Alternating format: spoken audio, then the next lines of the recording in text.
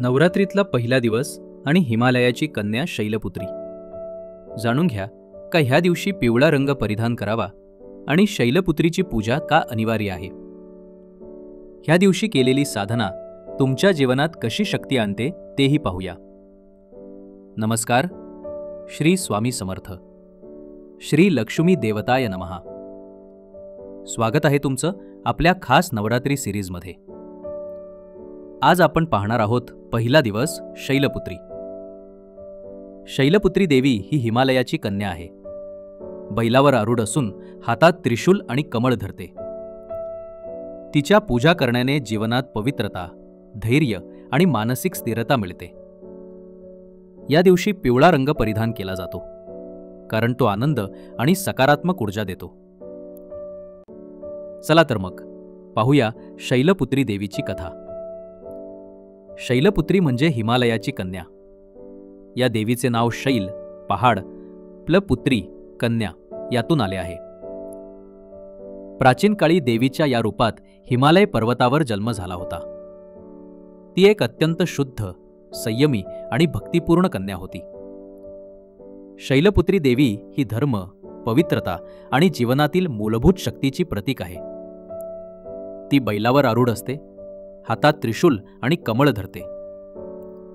त्रिशूल म्हणजे संकट नष्ट करण्याची शक्ती, तर कमळ म्हणजे शुद्धता आणि आध्यात्मिक उन्नती.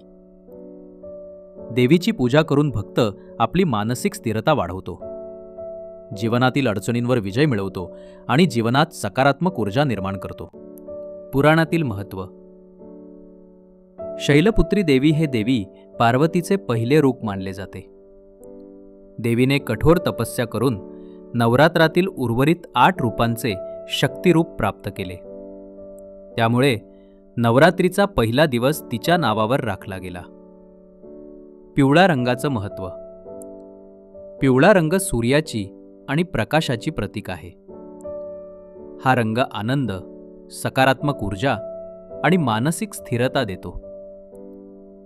नवरात्रीच्या पहिल्या दिवशी पिवळा रंग परिधान केल्याने देवीची कृपा जास्त मिळते असे मानले जाते.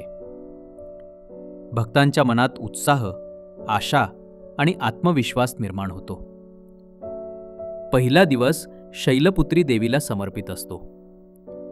तिच्या पूजा आणि पिवळ्या रंगाचा उपयोग करून जीवनातील सकारात्मक ऊर्जा, शांती आणि भक्ती वाढवता येते.